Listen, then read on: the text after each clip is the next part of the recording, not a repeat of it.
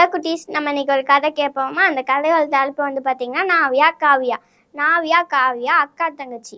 நாவியா காவியாவும் சண்டை போட்டுக்கிட்டே இருந்தாங்களாம். அவங்க அம்மாட்ட சொல்லுவாங்களாம், அம்மா என்ன வம்பிழுத்துக்கிட்டே இருக்கா, இவளை இப்போ நீங்கள் திட்டான்னா நான் அடிச்சிடுவேன். அவங்க அம்மா ரொம்ப டென்ஷன் ஆகி உங்களை போய் மொட்டி போட சொல்லிட்டாங்க. மொட்டி போட்டுட்டு இருக்கோமா, நீ வேலை செய்யாட்டினா நான் மொட்டி போட்டுருக்க மாட்டேன். நான் அப்படி சண்டை போட்டுட்டே இருந்தாங்களாம். உங்கள் அம்மாவுக்கு தலைவலியாக வந்துருச்சான். அதுக்கப்புறம் ஒரு நாளைக்கு அவங்க தோழி வீட்டுக்கு போயிருந்தாங்களாம். அவங்க ஃப்ரெண்ட்ஸ்லாம் ரொம்ப சோகமாக உட்காந்துட்டு இருந்தாங்க. நாவியாவும் காவியாவும் ஏன்னு கேட்டாங்களாம். அவங்க அம்மாவை அவங்க கத்த வச்சுட்டே இருந்ததுனால அவங்க மன உளைச்சலுக்கு போயிட்டாங்களாம். இப்போ அவங்க படுத்த படுக்கையாக இருக்காங்களாம்.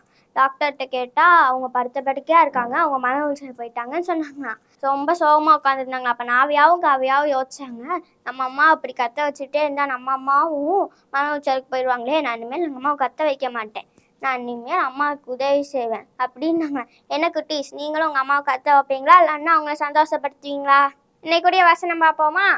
உன்னை பெற்ற தகப்பனுக்கு செவி கொடு, உன் தாய் வயது சென்றவள் ஆகும்போது அவளை அசட்டை பண்ணாதே. நீதிமொழிகள் 23:22. இன்னைக்கு ஒரு பாட்டு கட்டுக்குவோமா குட்டீஸ்?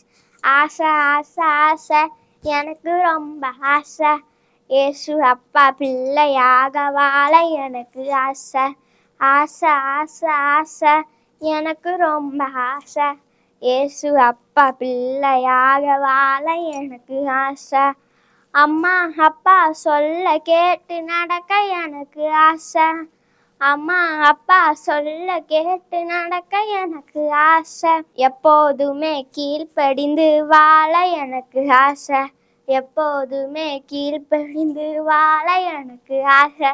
ஓகே குட்டீஸ், அடுத்த வாரத்தில் உங்களை சந்திக்கிறேன். பாய்.